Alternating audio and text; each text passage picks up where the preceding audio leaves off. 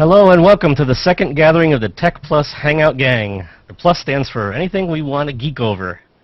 I'm Keith Barrett of the vidcastnetwork.com and keithbarrett.com, and we have a great panel here today. All men, so I guess it's a man cave hangout. First we have Dave Epper.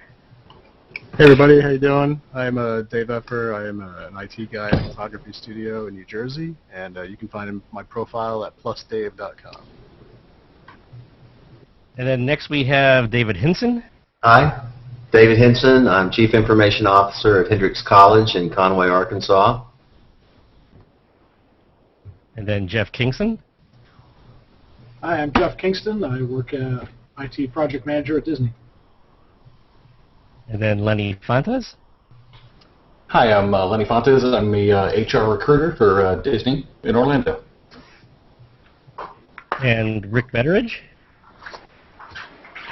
Hi, I'm Rick Betteridge. I'm a project manager at Disney. And William Bean. Hi, I'm William Beam. I'm a Central Florida-based photographer and formerly an IT guy for longer than I care to remember. So the first thing I wanted to say is Happy Pi Day, everybody. Today is 3/14.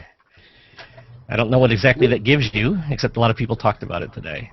I had cupcakes. I had pie for dessert. I had dreams about circles and radius so and it's like diameters. At 3 o'clock, it was 3.1415. That's as far as you could take pi with the date. So the biggest news I saw, well, besides South by Southwest, has been going on. So that's been sucking up a lot of bandwidth. Has anybody here been to South by Southwest? I know I haven't yet. I've tried, though. Never been there. No. Never. No. And Trey Radcliffe held a huge photo walk. I think it was a record-breaking photo walk. I know they were trying to break the record. And we live-streamed that. But something else that happened at the same time while South by Southwest is going on is 13 people in Austin filed a class action suit concerning app privacy, protection of your personal information in apps. And they filed it against Twitter, Facebook, Apple, Yelp, Instagram, Food Spotting, and LinkedIn, and a few other places. Oh, no Google in that list I hear. No, I didn't see Google in the list from the news site I was looking at. Give them time. And of course, this is at the same time this is going on. Pinterest is always generating controversy about the copyrights and protection of the data there. And then a week earlier, Path had to fess up and correct a problem where they were holding on to everybody's contact information once you acknowledged it on the phone app. So what do you guys think of all this? What do you think about app privacy? What do you think about this lawsuit? What do you think about Pinterest? I think it's growing pains. For example, like with Path, they probably developed that. If some developer probably would have been there without even having the requirements for it because he could do it, is my guess. And then they kind of, oh yeah, we didn't think about that we had to ask in order to get this data. We just knew that we could collect it. And they did the right thing, from what I understand, is they went back and deleted the data, and they've corrected it, but they still got a little egg on their face for having done it in the first place. And they've probably got a bunch of other social media sites scrambling to say, ooh, did we do something like that as well? Now, I wonder, with a company like Path, they're just kind of getting going a little bit, right? Does this news actually help them in a way that it gets publicity for them to the point where, like, oh, Path, I haven't heard about that. Let me go check that out. They seem to be doing the right thing in this situation. Sounds like an interesting product. Let's go find out. But you don't think it was intentional? No. But it's just interesting, like, what the potential of the news does to a smaller company, such as Path. Yeah, I still have faith in Path. It was a good app. I think they made a mistake. I think it's a rookie mistake that lots of startups are having, because most of the people who do startups, especially the programmers, they're all in their 20s coming out of college or so, and they don't have the 20-plus years experience in IT concerning things like PCI, protection of privacy, canned spam, and all this other stuff. So, right. They're just focused on making the thing work quickly, and they don't think about the other stuff. Yeah, they're from the sharing generation. Dave Morin is from Facebook, and so he should be all over, hotspots concerning privacy. So it's a bit surprising that they would claim, a rookie mistake. You're talking about Path? Yeah. Yeah. But that's one half of it. The other half is if they got this from iPhone connections or from Android connections, I assume it's on that platform as well. Why didn't those vendors have protections in place, or at least acknowledgement to say you must get this consent before you can use this information? Well, that's on Android. It's part of the, it's the list of one of the things when you're installing the app. This app has access to your contact data. So. And that actually came up because on iPhone it didn't ask, and Apple rolled out an upgrade to change that. I don't know if they rolled it out. They created an upgrade to change that. Well, it's a big difference. Most of the news is centered around iPhone, I think. It's a big difference between the two systems. I mean, you have explicit permissions you set in Android, and you don't have that in the iOS ecosystem as far as setting that granularity. So, for example, on push notifications, you register push notifications, but it's not asked for it. It happens by virtue of the fact that you're implementing push notifications. But you don't have explicit use the network, use the telephone, use the camera types of permissions in iOS that you do in Android. So is this more embarrassing for Path or Apple? I thought of that. I thought it was embarrassing for Apple more than Path, actually. But Yeah, they both. I think it is, yeah. So what do you think of this lawsuit? First of all, do you agree in general that there's an app privacy problem, that people are either just being lazy or they're being deceptive and not protecting the data? The funny thing about the lawsuit is the letter on the lawsuit is taking a quote from All I Really Need to Know I Learned from Kindergarten, which is don't take things that aren't yours. It's actually on the lawsuit the way they filed it. And so what do you think, especially all the companies that they named here, Twitter, Facebook, they listed Apple here, Yelp. Do all of these have a problem with protecting your privacy? This lawsuit is specifically mentioning apps. Well, it's a fine line. I mean, the fine line goes in that these companies survive based on having access to that personal information, in which they give you something in return for it. But at what point are they following the do no harm sort of mentality on that? Do you think the lawsuit's going to go anywhere? Who knows with I think this is two things happening. One, you've probably got some people that are angry and upset at what's happening, so they wanted to file a lawsuit. Then you've got some lawyers that said, yeah, these guys will probably settle and pay us off rather than go to trial. And between the two of them, it'll probably quietly go away with some cash paid to the lawyers and very little to the people who wanted to file the suit. Yeah, probably right on there. So I mean, it's fairly obvious it was intentionally filed in Austin during South by Southwest to get attention. And this and it's funny that they don't list Pinterest in this, considering the timing of it all. Pinterest, according to TechCrunch, has 11 million users now. Wow. I'm one. Yeah, I'm one too. And the iPad app is in the works, according to them, because they desperately want to get that out.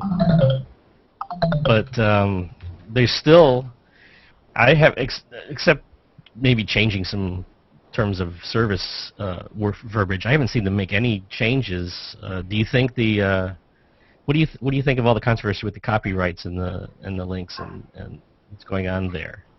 Didn't we go through this already? Didn't we hear this when Tumblr first kicked in and every other blog site out there? It seems like the standard operation practice. The first thing we do is complain, and the next thing we do is ignore. Yeah. I mean, it reminded me of the controversy when Flipboard came out, because Flipboard did more than just have to post the links and the title of the article to do a presentation that looked like a newspaper or a magazine.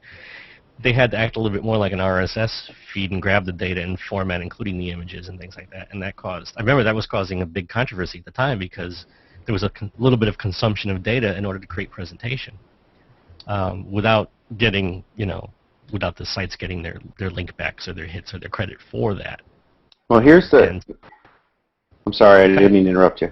I was going to say there was also an advertising thing too, where they weren't getting the advertising dollars that were on the Flipboard. But So one of the rubs here, right, is if you're a content provider, you want your content out there, right? If your content sits in a box and nobody ever looks at it, it's useless content. So at what point is that content getting reshared and reused, right? Inappropriate use of the content.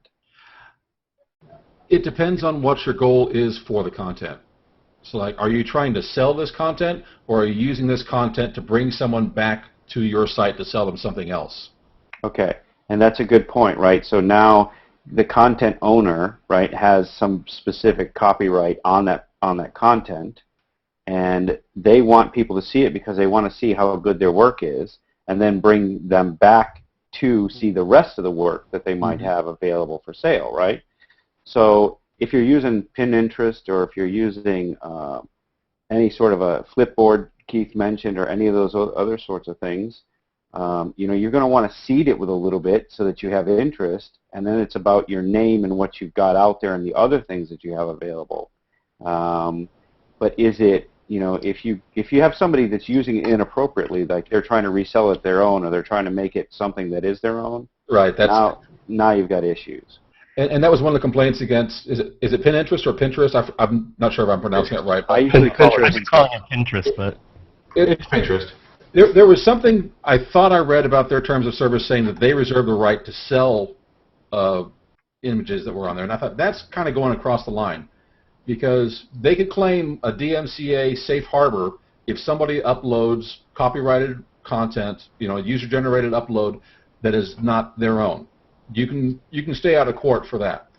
But if you sell something that you don't have a license to use, no matter who uploaded it, I don't see how they're going to get out of that just by having, you know, terms of service.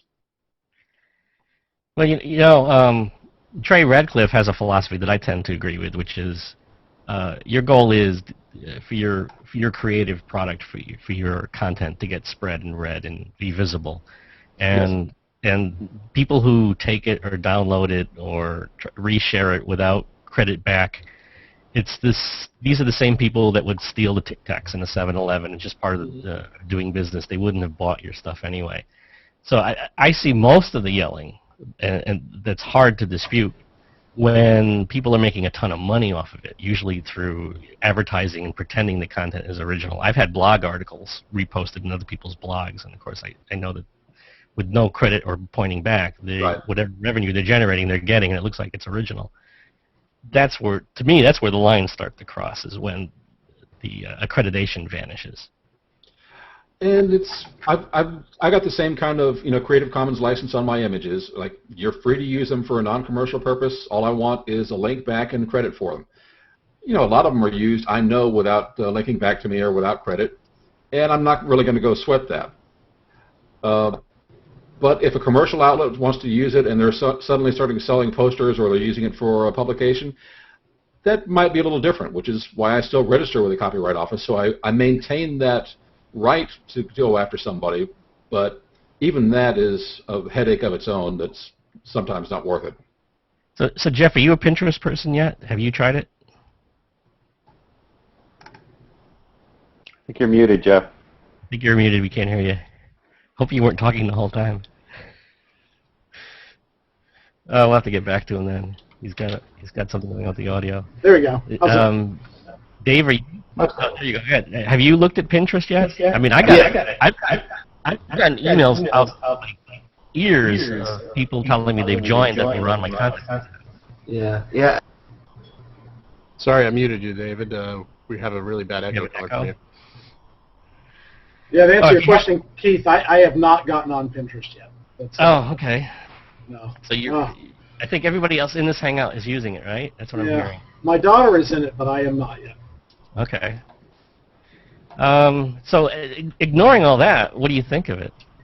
I think it's a lot of fun. I think it's very useful. I'm actually quite surprised that the majority of users is female. Majority users it's got the majority of female users. Mm-hmm. The exact inverse of Google+. It's definitely hot with the moms. Really, I do notice a lot of women users on there, especially, you know, resharing shopping and food and things like that. I've noticed too. One of the things I found it useful for, and I haven't been a heavy user of it yet because it's not on Android yet. There's no Android app for this, right? There's no app or anything for it yet. There's nothing. Well, you can run it on iPhone, and then I can run the iPhone one on my iPad, which is what I'm doing now. Oh, Pinterest! I didn't know they had an iPhone app. Yep. Yeah, but there's nothing for the Android, which really handicapped me.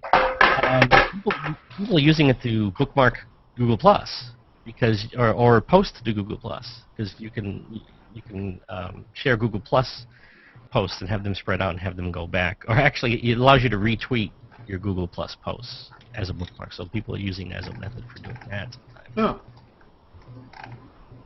I find that in my house, most of the users of it, which are all female, tend to find crafts and recipes and other things that they want to try out. My youngest is an extreme Doctor Who fan and has found more Doctor Not the Who only things one. out there than I can even shake a stick at. You know, you just reminded me, we're gonna have a Doctor Who episode for this series. Oh, well, she'll have to sit in on that one. I'm gonna make a note of that. We're gonna do a Doctor Who show. Her ringtone on my phone is a Doctor Who theme song, okay? I may have to give up my seat for that one because I've never watched an episode of Doctor Who. Oh, you must watch it. What are you doing in this Hangout? If you've got Netflix, go back and watch it. No, I think the plus in Tech Plus is going to be to get you to watch Doctor Who. It is, I think, I don't know if you guys are going to agree with me or not. Ignoring the fact that I was a Doctor Who fan for a long, long time, I think, especially the new ones, is the best science fiction on television right now. I mean, the plot, the characters are interesting, the plots are really, really good, and they're different, and the aliens are unique. I mean... Well, when you I get think some of the alien ones with the, what did they have? They had a plunger, and it looked like a, you know... Yeah, that was the Daleks? The Daleks. But you know, so we'll touch on this real quick. You know what? When they redid it for the 2005 series, one of the things that the people who wrote that episode did was they asked their daughter, so what do you not find scary about the Daleks? And they said, oh, they can't climb stairs. They have this sucker thing for one of its arms. She rattled off like they have these little dots on them that don't do anything. She rattled off like 3 or 4 things. So if you go watch that very first 2005 episode where the Dalek is first introduced, the sucker thing becomes a really deadly thing that just squishes people's heads and kills them. They can hover up the stairs. The dot things can explode. I mean, they tried to address every single thing that people thought were silly about them. They're still kind of silly. I catch up with Doctor Who. Yeah, I think you've got about 8 or 9 days to watch. Find things in Yahoo News sometimes that I can't find anywhere else. And the second thing is Yahoo Pipes. I don't know if you guys have ever played with Yahoo Pipes. No. No. That's a piece of, you know, if you've ever played in Unix, you know how you can pipe one thing into another Right. thing. Well, this is software as a service that gives you that feature. So you can take your RSS feed, pump it into a pipe, edit the heck out of your feed, pump it into another pipe, pump it out into your website. You know, it's a very useful tool. It's one of the things I'm afraid is going to go away if Yahoo ever vanishes. Somebody better purchase it and keep it alive. Well, that's handy. Because a lot of people take websites that don't produce RSS feeds and turn them into RSS feeds using that tool. See, the only Yahoo service I still use is Flickr, and that's been fading for years. Yeah, Flickr. Yeah, Flickr's been around. I still But keep Flickr just made a whole new redesign, so they're kind of trying to kickstart everything for themselves. Yeah, and A little too late. Yeah, I agree. I still keep encountering things that want you to participate by posting on Flickr. Yeah, So true. it's still considered the generic picture service right now. Well, I mean, there's no denying it's still huge. Flickr. It's still a giant in the photo sharing space, but it's a shrinking giant. It's So a- you don't think Facebook has anything to fear, I assume? No. It's a giant in terms of subscribers to it, but you know, one of the things I notice, I've got photographs on Flickr and the same ones on Google Plus. And Yeah. if you remember last week, I showed you that one of Tusker House that I've got on my iPad. I've got less than 1,000 views on Flickr. I've got over 5 million views of that same photograph on Google Plus. Wow. Yeah, I think it's also the whole resharing model and all that. It just really changes how that all works. Crazy numbers. I assume we have a lot of Netflix people here. Oh, yeah. Oh, yes. Netflix is now on 1,000 Android devices. When I first It's read the that, largest data user on my Android device. yeah, when I first read that, I thought, gee, Android is 1,000 different devices. They really do need to clean it up. I don't think there's a device in my house with a screen that doesn't have a Netflix connection on it right now. My TVs have it built in, my computer's got it, my iPad's got it, my phone's got it. The next thing it's going to be is on the little screen in my car. I mean, that's the only place left for them to go. I mean, Well, if you have it on your phone, you have it in your car. I'm just saying. that's not safe. But I David, plug you in the auxiliary in the back of the minivan. The kids watch it on the way on road trips. It's wonderful. I was noticing there's a seat mount or a dashboard mount for your iPad. You just use that. I'm sorry, I just had this vision of the iPad and the dash. Hey! Put it in your steering wheel. I want the steering wheel mount is where I was going next. Hold on, I've got to touch. I'm in a Hangout right now. You wouldn't get quite the right camera angle, though, from mounted in the steering wheel. So I was going to ask David, you program for both platforms, right? iPhone Yes. and Android. Yeah. So how painful is it to do? Which one's your favorite out of the two? Which one? Really, the iPhone and iOS is my favorite. I think applications look better on iOS devices. In terms of how fast I can stand up an application, I can stand up apps much faster on Android, and it's a lot easier to do than with the apps. So do you have to, when you do that, do you got to put a lot of concern into the different implementations of Android on other devices? It depends. Oh, we're losing you. Hey, David, you're breaking up in the Hangout settings on the top right. Try switching to slow connection. That might help out. I could see his frustration on his face. Yeah, so I'll have to come back to that then. Well, you know, because I have a question for them, because both Lenny and I have looked at some of the Flex stuff from Adobe, right, which allows you to deploy for either iOS or Android. And I found that stuff really, really interesting because you could create a pretty quick app, and basically with the press of a button, you'd have it for Android or iOS or even the BlackBerry if you wanted it. Does anybody have a BlackBerry? I mean, I still have this old archaic one sitting right here, but It's newer than mine. Is your flashlight? I've always been afraid of those things that promise to do all in one. No, actually, if they're done decently, they work very, very well. Although this was a method that people did development a couple of years ago using a tool. I can't remember what it was called, but then Apple put a stop to that and said if you're going to write on the iPhone, you have to write native. Yeah. Yeah, Adobe actually had a product that did that.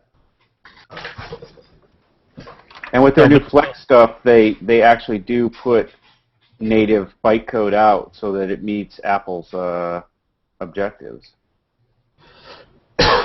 So, David, when you do this, do you do this in two different languages, or do you use a tool that lets you deploy to both somehow? No, I do it to both. I use Java on Android and Objective-C on iOS, yeah. Just to finish up the thought, I'm sorry about my connection.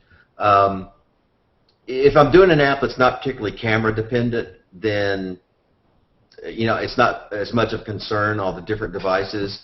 Camera work and camera apps are a particular pain to test because you can't really test it on the simulator. Every device is different, and some devices do a much better job implementing the camera intent than others. So that's really kind of my answer. And then 4.5 stuff, and I'm not a salesman, I'm just asking.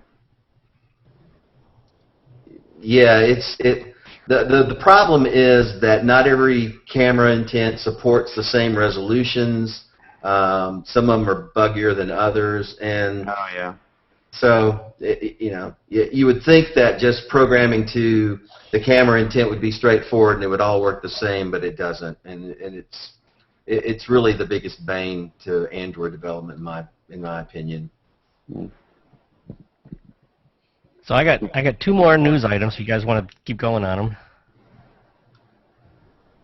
Okay. The first one. Oops. Let me get this going here. The switch. Okay. The first one is a Disney one. We talked about this a little bit before the Hangout. Disney World is replacing the Kim Possible feature. We'll talk about that in a second with Phineas and Ferb. The reason I thought this would be interesting to bring up is because, first of all, it's a pretty good augmented reality game where you're walking around with a cell phone and an RFID, and you're pretty much using all the Epcot countries as an international spy thing, and you're trying to solve puzzles and see things that anybody else sees. Has anybody played it in here? I've played it. Yeah, we did it as a team building exercise. Actually, it was a lot of fun.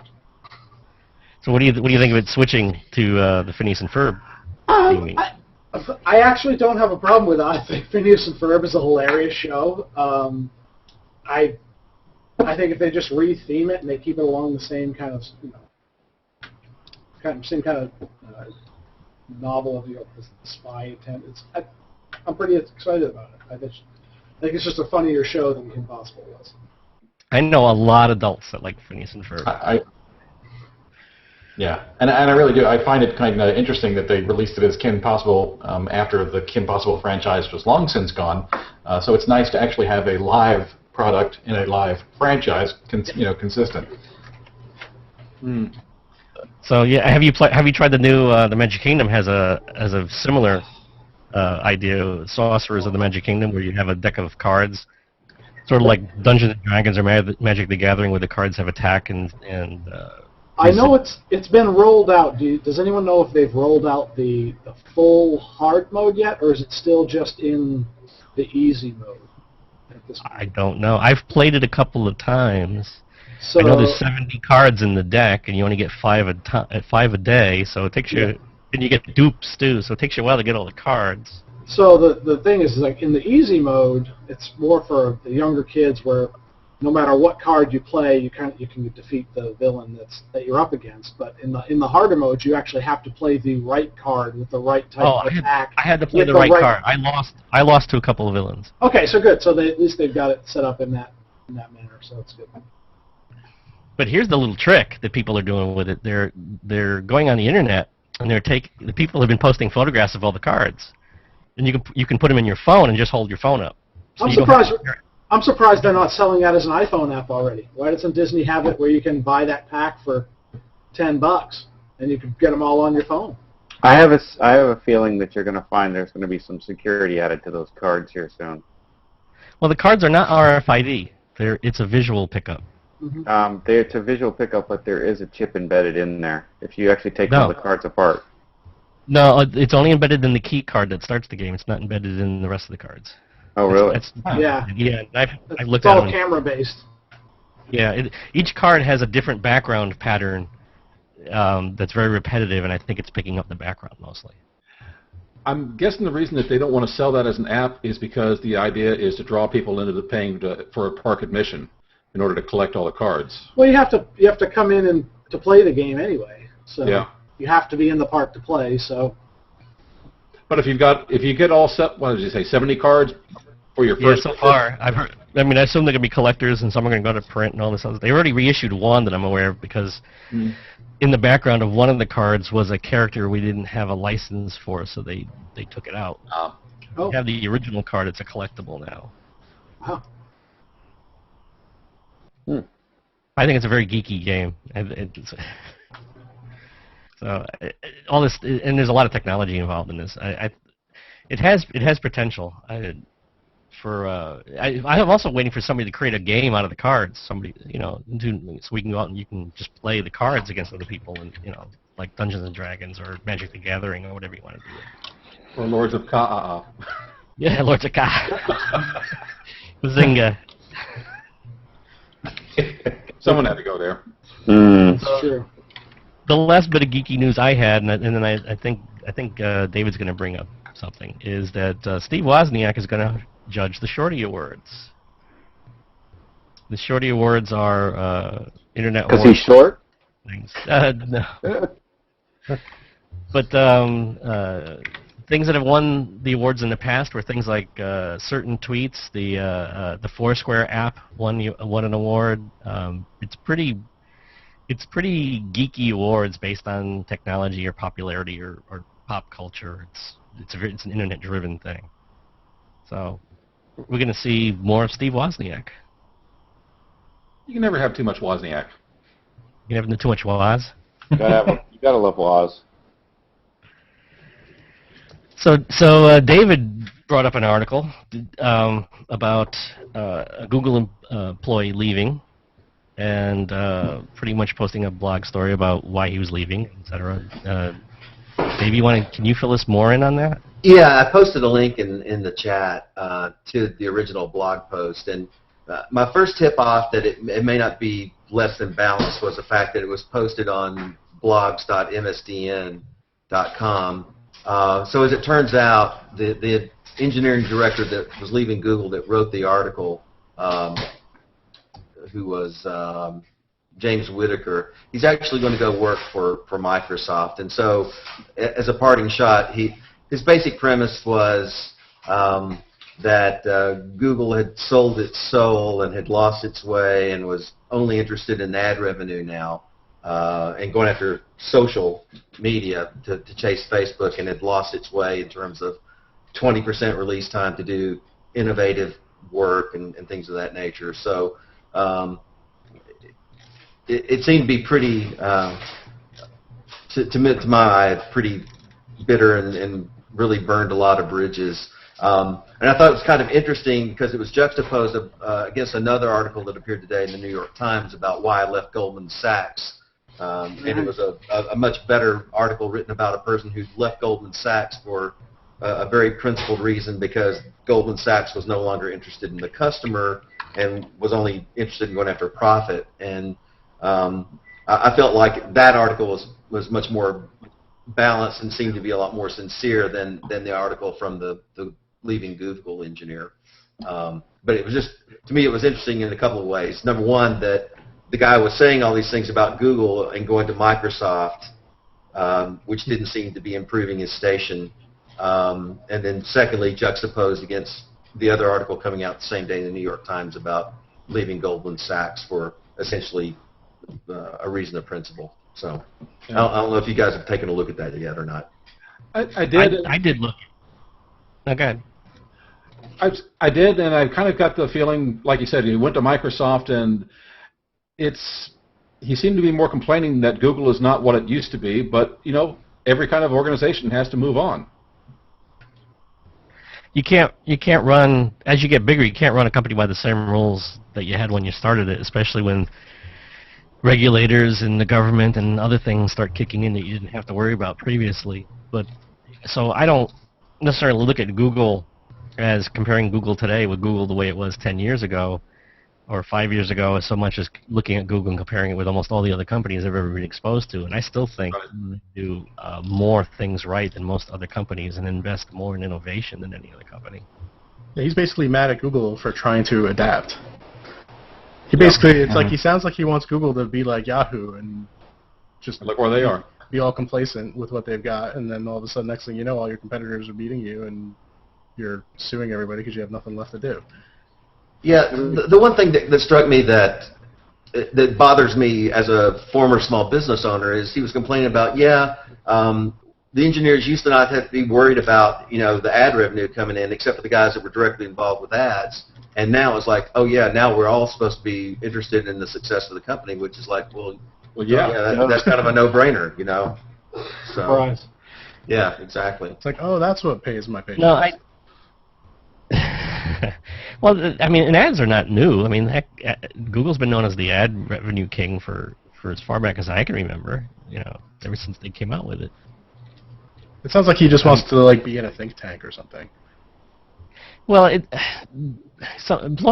employment's a relationship, and it could very well be that what he joined and what it became are two different things, and he's not a fit for what changed.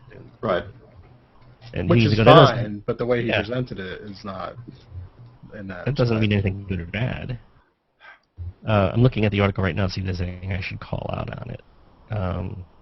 Well, in a related term, it has this spawned an internet meme now because there's an article out there, Why I'm Leaving the Empire by Darth Vader. Oh, cool. So I have a feeling that many other people will be kicking. I'm looking forward Post to the link that. out there. That's I how I just wonder- shared the link. I wonder if there's a Hitler for it yet. I'm gonna Oh, that would be awesome. Why I'm leaving the Third Reich. I'm gonna go search for it. Why Donald Duck is leaving the Magic Kingdom. Oh, good lord. This is hilarious. I don't know. I think some employees honestly don't comprehend the fact that the business has to succeed in order for them to stay employed, and they're part of it too. Yeah, I mean, well, I guess, like he was saying, when he came into it, it was a totally different animal, and it was a much more fun place. And I can see being somewhere that's you're used to, you get used to a certain situation, and then all of a sudden everything changes. Okay, I understand that, but the way he presented it in the post was just kind of very bitter. And That was my thought. It seemed more of a complaint than it was a rational argument. But compared to the Goldman Sachs article that came out today, I looked at that and I thought, yeah, he's genuinely concerned that they're not looking out for their customers.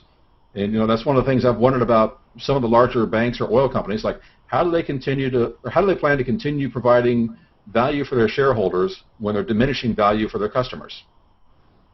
Sooner or later, that's got to catch up with them. Yeah, it's interesting because out of the whole Wall Street thing, Goldman Sachs was one of the people who didn't like the way it was heading first, and were the first people to get out of it.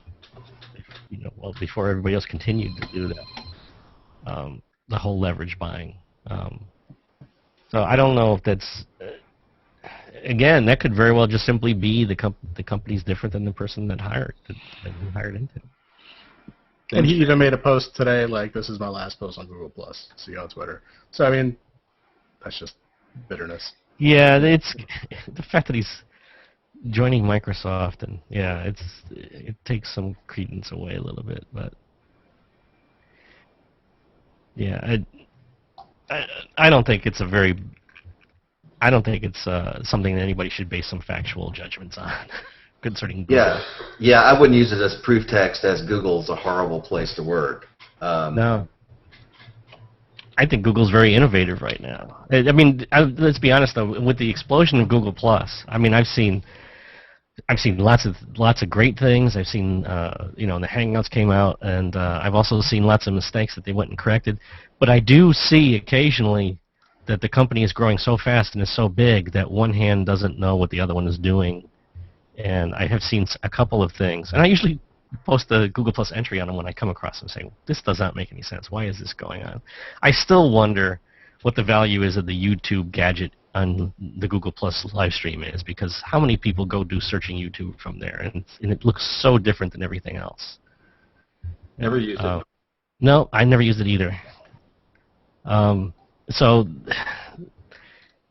I'm sure there's a lot of that going on, but I don't think this article is a good representation for any of that kind of stuff. I know Rick's got to head out, so I just wanted to say publicly goodbye to Rick. Yep, I've got to head out. I'll talk Thanks to you guys for later. coming, Talk to you next week. All right. See you, Rick. All right. So anybody have any other news that they want to add to this? Well, if nothing else, we could go back to the thing that's stirring up South by Southwest with putting homeless people into hotspots. Yeah, I was going to mention that too. All right, let's talk about that. Is that just a PR? Is it evil or is it good? Well, I think Jeff Livingston had a good take on it, that it was good in the way that it brought to light the issue of homelessness, but the motives of the people that were putting the campaign together definitely weren't taking it from that tack. So it was a bit exploitive that way. But, there were college kids there. They could have been paying college kids as opposed to paying the homeless people $20 to $50. So I think much better job could have been done. I think it would have been more effective if they could have put some positive messaging into raising awareness for homelessness at the same time doing this. I think that would have really made it a force multiplier. But the way it was done, I think it was pretty cynical and probably not with the best motives. But it definitely drew attention to the issue of homelessness. So is that ultimately bad or good? I don't know. I think that remains to be seen. But was that their intention, or were they exploiting them? I think they probably were exploiting them. I mean, truth be told. And that's the way it's coming across from what I'm Yeah. reading about it. But Yeah. Well, somebody give the 30,000 foot view of what happened. So a marketing group there basically gave $50 to a small group of, I think it was like 14 or 15 homeless people, and just wore T-shirts that said "I'm a 4G hotspot," and gave them mobile hotspots to walk around with, and that's the high level view of it. And they got nothing else out of it, right? No food, no money, or anything. I think they got some money. They had to. $50, I think. Yeah, it's like 50 bucks. $50 a day or something. Yeah. And you know something, if they'd done that, like you said, without specifying that these folks are homeless, if they'd said, you know, if you're a college student, whatever your case is, if you want to do this, we'll pay you for it, it probably wouldn't have been a big deal. But if they specifically targeted homeless people, I think that's where they kind of ran into trouble. Yeah. Yeah, they definitely could have had a better PR campaign with it. They could have done this and then made some kind of contribution to local homeless shelters or whatever, instead of just exploiting these folks. Yeah. Some of the spin I read on it was really trying to, get that human contact and get people to acknowledge it. I mean, I understand there was a good intention, or at least some of the outcome of this was a positive, to acknowledge the homeless and kind of get them to interact and get that eye contact, which is something that most people don't do to homeless people. But yeah, on the contrary, it felt very whorish. we were pimping out the homeless to be Wi-Fi hotspots that didn't exactly cover well. Well, there's more warmer ways to bring attention to somebody than to turn them into a Wi-Fi hotspot. I mean, technically you can put a Wi-Fi hotspot could be a Pringles can on a tree. You don't need a human being involved in it at all, so it's not very personable. Well, the idea was supposedly, I think, that you were supposed to walk. They were wearing T-shirts, and you were supposed to walk up to them and introduce yourself and maybe get to know them or something. And that's the brief little thing I read. Yeah, that's a good goal, but there had to be a better way of doing that. Yeah, usually that's where they hire local models or something like that to go out there, for $50 a day and wear a T-shirt. You see all that sort of stuff over at Bike Week in Daytona or any other kind of event. There's people in that industry. Yeah. Well, there's another idea: booth babe hotspots. So that could be a winner. Those are hotspots already, aren't they? Oh, brother. See, Keith, this is why we need women on this Hangout. Yeah. To kind of keep us from going there. Yes, I totally agree. We need to have some. This is pretty much a geek show, not a tech show. Yep. Though, Women in here. Vivian would come onto this show just as much as she would the photo show, though. Okay, well, she's getting an invite to the next one then. Yeah, she'll come on here. She'll talk games with us. And that's another thing I wanted to do too. And we have 10 to 20 minutes if we still want to keep going here to talk about games. One of the reasons I invited Jeff in is because Jeff is the beta tester of Diablo 3.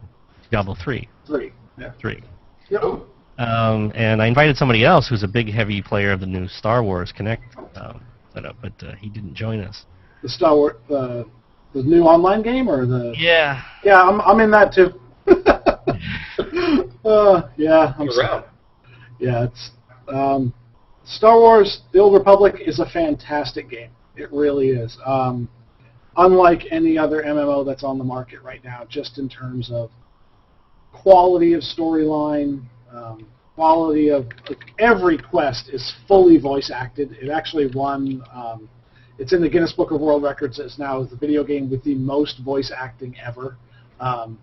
How smooth are the action graphics in it? Very, very nice. And I mean, you start off right from the get-go you're not out there killing little lizards and doing just little small tasks. By the time you're level 5, you're doing what feel like epic missions, and you're like, you got a long way to go before the end of the game. So this is first person, right? No, this it's third like person. it's I haven't seen it. Yeah, Well, it's very much like it feels, if you've played World of Warcraft, it feels a lot the same. The UI is similar with your hotbar icons on the bottom, but Star Wars-y type interface.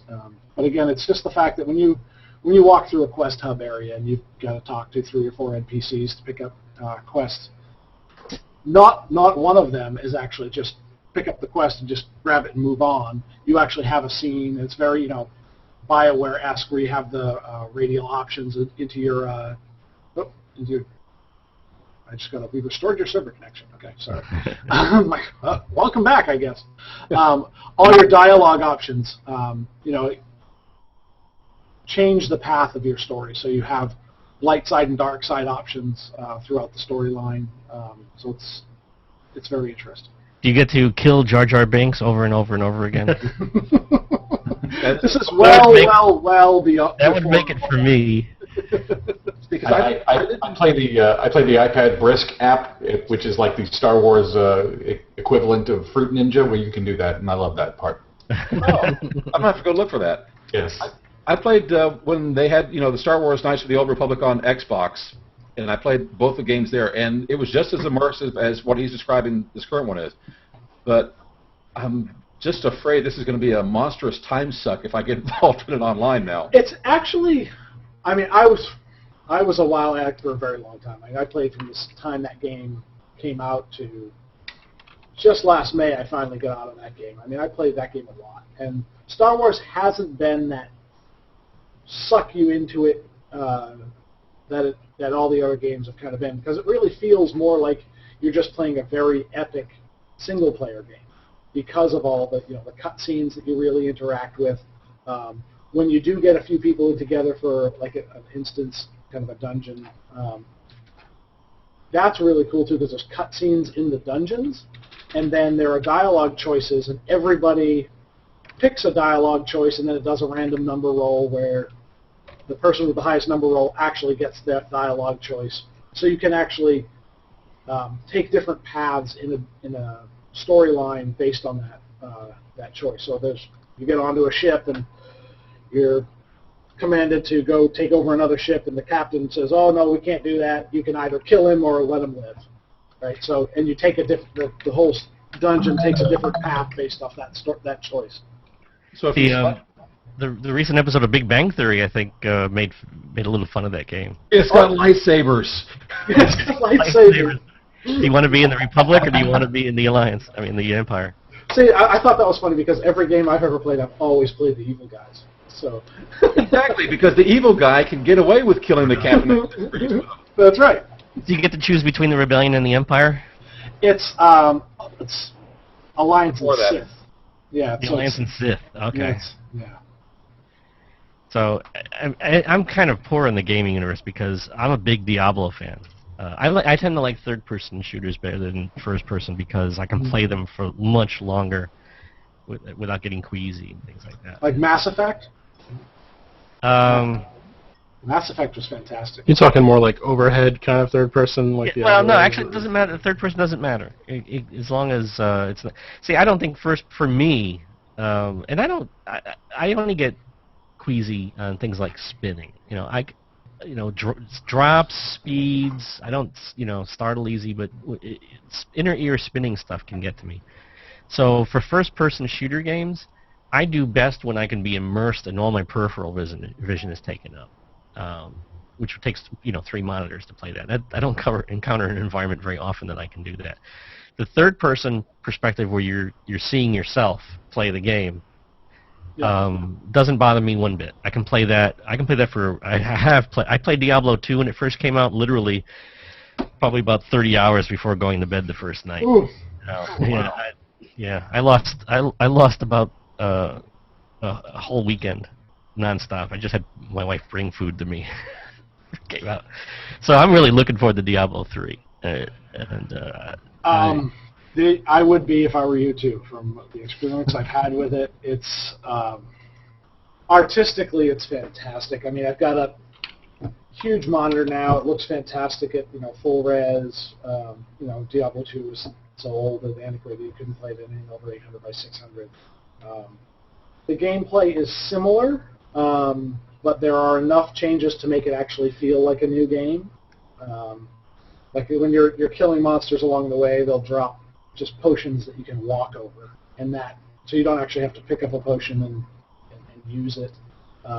They did kind of bring in some of the hotbar aspects that they brought from World of Warcraft. So you have a hotbar that's built there where you can bring in a bunch of your skills that you unlock as you kind of level up. Money you don't have to click on the screen anymore. You just kind of walk past it and it picks it up. So some of those things that were kind of annoying in the earlier games are a lot better now. And you'll still be able to use Blizzard Net to play it without a monthly fee. Correct. And There's see, no monthly fee. That I think is what really sells me in the game, because that's what killed me. The big thing that's kind of controversial with Diablo 3 is the new auction house system. So if you haven't read up on it, basically they're introducing a real money auction house. So if you ever played World of Warcraft, where you would go on and you could put up items up in the auction house, and the NPC bank would take a cut, and when you sold it to other players, they will have a in-game gold-based auction house where if you find an item, you can put it up for in-game money and get that in-game money, but you can also then sell it for real money. So you could they're going to be they will be two separate and distinct auction houses. So they won't be, you can't list it for both. You list it for one or the other. There is just like on the gold one, if you list something, it costs a certain amount of money to list it, and if it doesn't sell, you lose that money. When it does sell, Blizzard keeps that cut. So they found they must have calculated how much their money their NPCs were collecting in World of Warcraft, and said, oh, if we make a real money one, we can make another $1 billion. I'm picturing the 16-year-old that's spending a whole week without sleep, living on Doritos, getting the ultimate jeweled up armor. Or the 16-year-old kid who gets that really rare item drop that throws it up on an auction house and makes a couple $100. Then you've got the third world grinders. news reports for that. Yeah. I'm just waiting for the news reports where somebody gets killed over one of those virtual items. Mm-hmm. Or the farming, Yeah, you got people in China and India farming, and or the IRS is going to want the tax money for it. That's what I was going to say. It's like the regulation is going to be one thing, but what I really see forthcoming are some parents who set their kids up with a game with no concept of what this is, and their credit card being used by the kid that suddenly they get a bill for $80,000. But look at my cool bling. Look at my epic mount. You just can't get this sword without. Yeah. And Dave, I know, is playing Skyrim right now. I haven't played since. I played for maybe a week. Really? I thought you were really heavy into it right now. So here's the deal. I ever since I had my daughter, I have time for maybe 2-3 games a year, and when I do play them, I play them until I finish them, and then that's kind of it. In Skyrim, I kind of got to the end of the main mission, it felt like, and there was still side missions, but I was kind of done with it.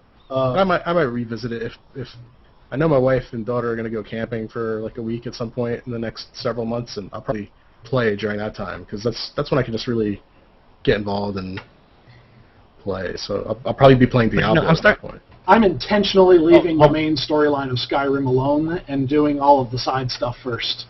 So I'm about almost level 60 now, and I've got about, I think I've got 4 or 5 more quests left in the main storyline. Okay. I was going to do a search on YouTube, because one of the things I've been finding is people have been starting to make some amazing things now in Skyrim. That you can just drop my jaw that they were able to pull this off. But I forgot to delete the word Hitler. So I did a search for Hitler on Skyrim, and I came across a hit where Hitler gets told about Hitler rants about Skyrim's casuals. Oh, God. That's me. So there was a very I don't know if everybody saw it. I know Dave did, because I shared it with him. It was a very funny video of somebody who's in Skyrim, and he was killing a giant tiger, and he killed it. But then the tiger started to go nuts. It started to flop all over the place, and then eventually it started spinning and flew into the air. And it's far all the way up, and it was like a shuttle launch. It just kept going and going. He does a little quote from Pokemon saying "Team Rocket away!" It's hysterical video, because the guy just doesn't know what to do, because it looks pretty bad, actually. My 2 favorites that I've seen was one where somebody modified it so that the dragon heads look like Randy Macho Man Savage. I haven't seen And- that. And the other was the cheese rolling down the hill. So the guy, haven't because seen you that can one. run the cheat codes, and the cheat codes you can generate items. You can generate up to 500 at a time. So he went to the top of a big mountain, and he threw about 2,000 cheese wheels down the hill, and they all started rolling down the hill, and he started chasing after all the cheese, and the cheese was flying everywhere. It's a pretty funny video. Oh, I should ask Jeff. Is there a Mad Cow level? Well, in the beta they don't. They only give you really one small section to get to like the first main boss, and then you finish it. So you can play it with each and every class. Because I loved the Mad Cow level. It was a quick way of leveling up or finding some really good stuff. Yeah, I'm sure they're not giving us access to that if it's there.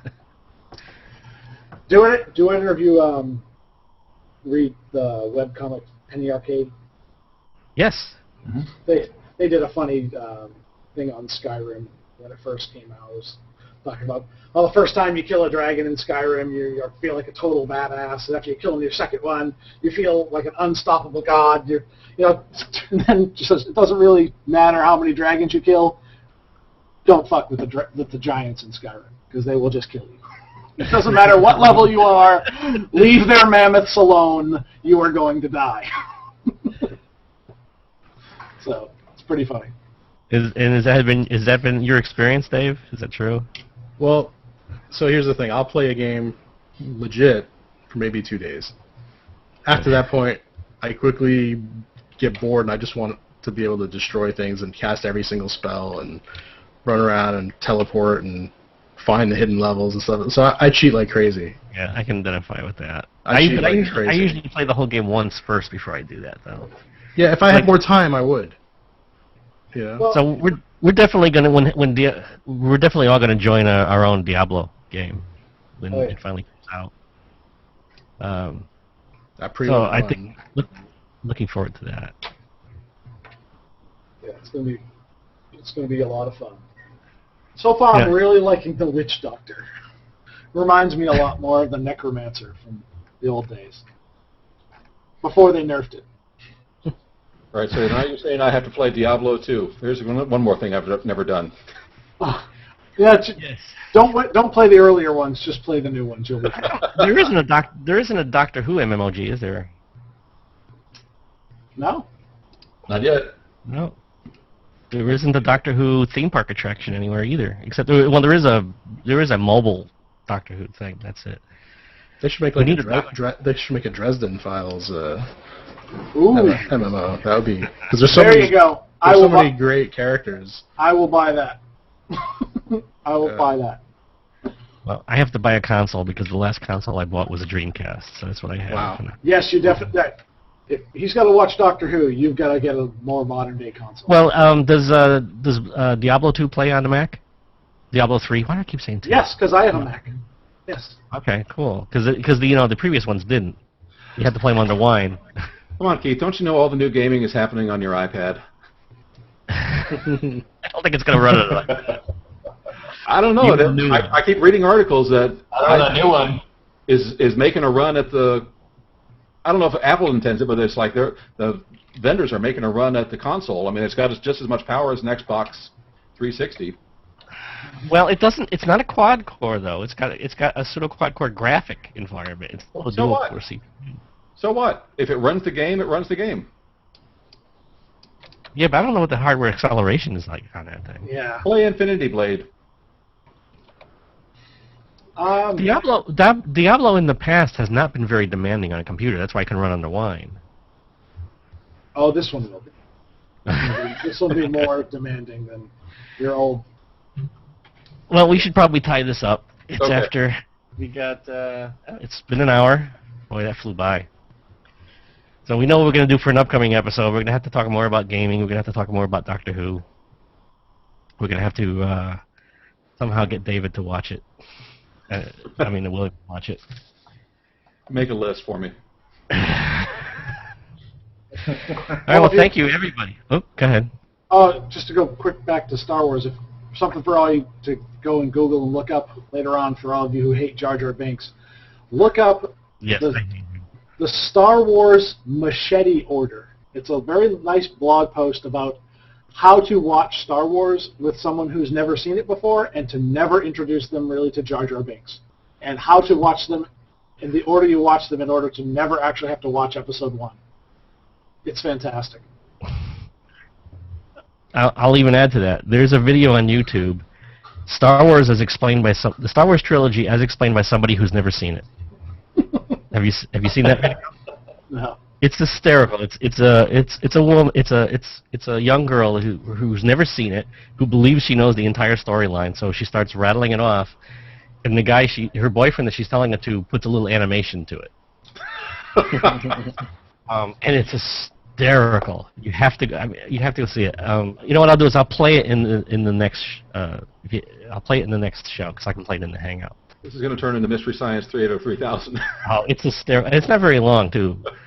As long as there's no it's- copyright issues with that, then you can play it. No, Lucas enjoys and promotes parodies. He does. Okay. Along You know, those lines, there's Good. I was going to say, along those lines, recently we heard on one of the XM Kids channels, there's a song out there as "Why's My Daddy So Mad at Star Wars?" And it goes into the details of why adults are angry at a movie that children haven't even experienced yet. Well, you know, we're starting to get the generation of people now that are growing up who don't care about Star Wars and they haven't seen it. I have not watched any of the new ones. No, well, you didn't miss anything. That's them. another thing you should go do. On YouTube, there is, I forget the guy's name, there is a guy who reviews movies, very sarcastically, but the guy's very knowledgeable about what makes a good movie. And he does a review, and it's like in 6 parts, it's a long review, Yeah. of each one of the Star Wars movies. 70 minutes And long.